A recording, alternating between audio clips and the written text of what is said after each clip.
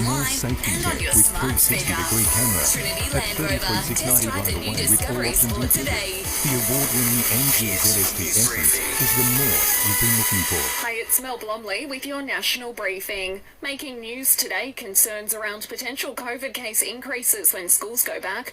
More than 6 million get access to free rats, and young people are doing okay come tax time. Let's get into it. Starting with some breaking news, the man accused of kidnapping Cleo Smith has pleaded guilty. Terence Darrell Kelly has faced court in Carnarvon in WA this morning, admitting to a charge of child stealing. Cleo was taken from her family's tent at the Blowholes campsite last October, sparking a search that lasted for 18 days. Taking a look at the COVID front, there's been 58 deaths reported over 24 hours, while there's been close to 41,000 new infections over the same period.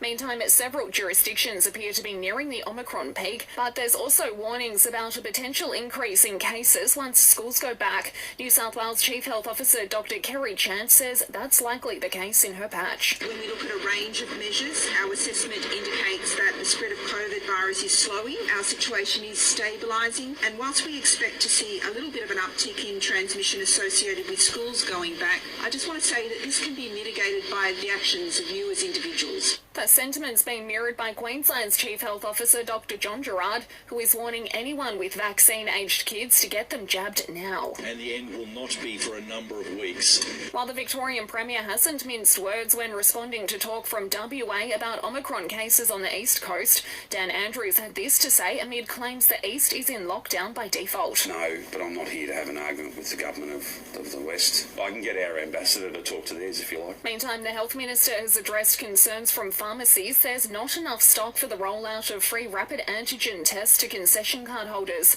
From today, some 6 million pensioners, veterans and low-income earners can receive 10 swabs over the next 3 months at no extra cost. Greg Hunt says more is on the way. It is a staged program.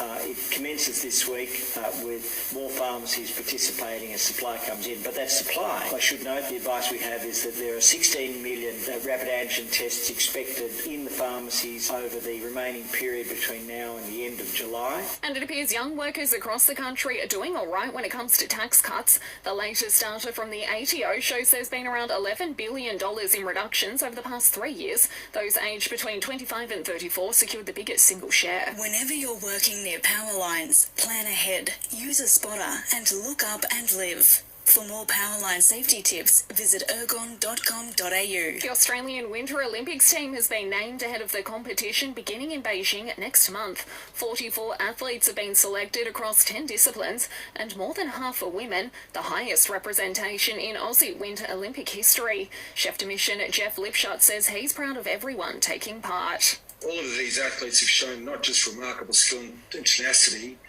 during the Olympic qualification on snow and ice, but incredible resilience to overcome the challenges the pandemic has posed them throughout. To tennis, and Aussie Alex de Minaur is in action in the 4th round at the Oz Open today. Simona Halep is one of the big names on court this afternoon in the women's draw. And the Sydney Super Night will now open this year's Supercars Championship. Organisers have been forced to postpone the Newcastle 500 due to COVID concerns in the city. The event was due to get things started. The Super Night is due to get underway in early March. And the Dolphins have officially confirmed the signing of Mark Nichols when they enter the NRL in 2023.